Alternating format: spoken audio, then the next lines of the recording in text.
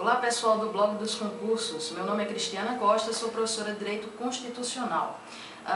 Interessante a gente ressaltar que na prova do TJPE, a última prova que nós tivemos, não foi cobrada a matéria de Direito Constitucional.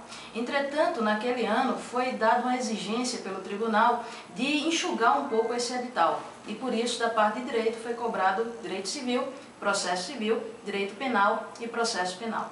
Entretanto, os tribunais de justiça do resto do país, eles acabaram cobrando nas suas provas Direito Constitucional e Direito Administrativo. O que nos leva a crer que se o nosso edital do TJPE seguir essa tradição, provavelmente nós vamos ter uma prova de Direito Constitucional e algumas questões de Direito Administrativo. Então, fiquem atentos os candidatos para estudar essas matérias antecipadamente, para evitar uma surpresa no futuro. Então vamos trabalhar hoje com um assunto que cai em todas as provas de concurso público, que é o capítulo de administração e de servidor público. Um assunto dentro desse tópico, que é muito comum ser cobrado em prova, é a parte referente aos princípios constitucionais da administração pública, que estão previstos lá no artigo 37 da Constituição, que lembra aos nossos candidatos que sofreu alteração pela emenda 1998, que incluiu, dentre aqueles princípios já existentes na redação original, o princípio da eficiência. Então, hoje, nós temos expressamente previstos no artigo 37 o princípio da legalidade, o princípio da impessoalidade, o princípio da moralidade, o princípio da publicidade e, hoje, por força de emenda constitucional, o princípio da eficiência. Afora esses 5 princípios expressos na Constituição, nós temos um outro princípio que está implícito, que é o princípio da proporcionalidade. Então vamos começar com o primeiro princípio expresso, o princípio da legalidade. Existem na Constituição 2 princípios da legalidade. Um está previsto no artigo 5º, inciso 2º, que diz que ninguém é obrigado a fazer ou deixar de fazer alguma coisa senão em virtude da lei. E o do artigo 37, que de acordo com a doutrina e a jurisprudência, significa que a administração só pode fazer aquilo que a lei autoriza.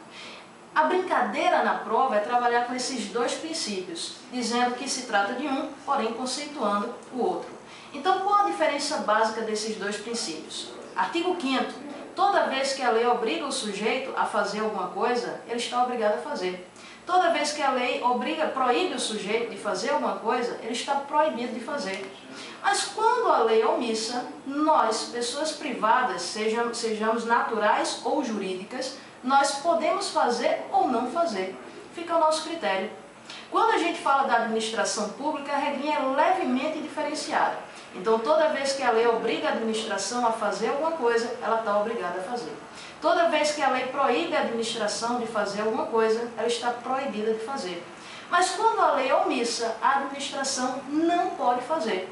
Porque diz a doutrina e a jurisprudência que a administração só pode fazer aquilo que a lei autoriza. Então, enquanto nós, particulares, quando a lei é omissa, podemos fazer, a administração, diante da omissão legislativa, não pode fazer. Então, essa é a diferença básica. Segundo princípio da impessoalidade, que é visto sobre 2 vertentes, finalidade e a impessoalidade propriamente dita.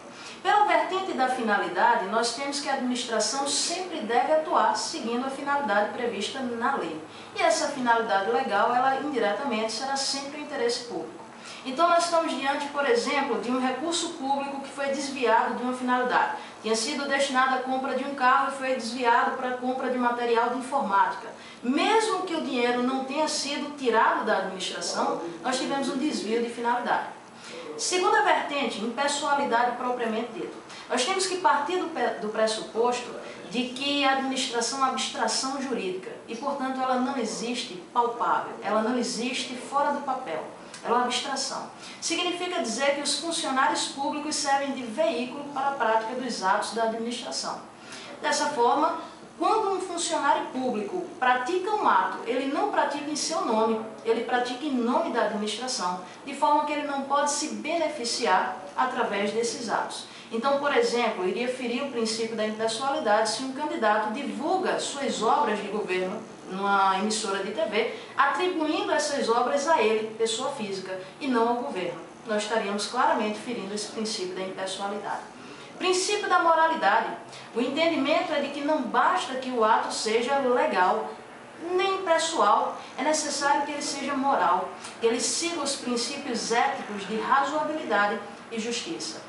Com base nesse princípio da moralidade, o Supremo Tribunal Federal editou uma súmula vinculante, passando a determinar a impossibilidade, a proibição de contratação de parentes até terceiro grau, consanguíneos ou por afinidade, para o exercício de cargos comissionados e função de confiança. Seja esse nepotismo feito de forma direta, seja esse nepotismo feito de forma cruzada.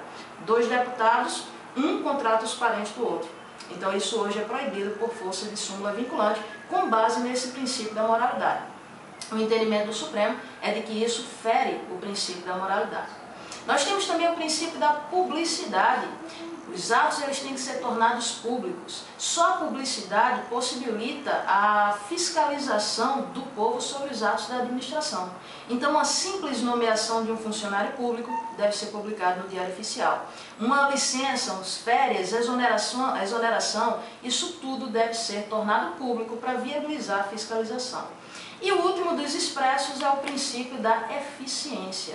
Pelo princípio da eficiência, nós temos que esse serviço, além de legal, de impessoal, público, moral, tem que ser eficiente. Ou seja, ele tem que conseguir atingir o grau de eficiência para o qual ele foi proposto. Então, por exemplo, não adianta colocar uma lombada eletrônica com a limitação de quilometragem de 60 km por hora numa rua que não é asfaltada, onde não passam veículos automotores, por exemplo. Isso não iria ter nenhuma eficiência. Afora esses 5 princípios expressos, nós temos ainda um princípio implícito, que é o princípio da proporcionalidade. Por esse princípio, apesar de ele não estar escrito, não estar positivado na Constituição, o entendimento da doutrina e da jurisprudência é que ele se aplica também à administração. Por esse princípio, a administração não deve utilizar atos extremamente gravosos para atingir uma finalidade, quando existam atos menos gravosos. Então, diante de vários atos, a administração deve buscar os atos menos gravosos para chegar a uma finalidade. A mesma coisa se aplica às sanções.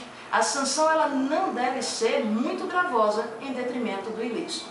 Então, a administração, toda vez que ferir um desses 6 princípios, os 5 expressos e o implícito, ela poderá incorrer num ato de improbidade administrativa. E as consequências seriam perda do cargo, suspensão de direitos políticos, indisponibilidade de bens e ressarcimento ao erário, de acordo com a Constituição. Ok?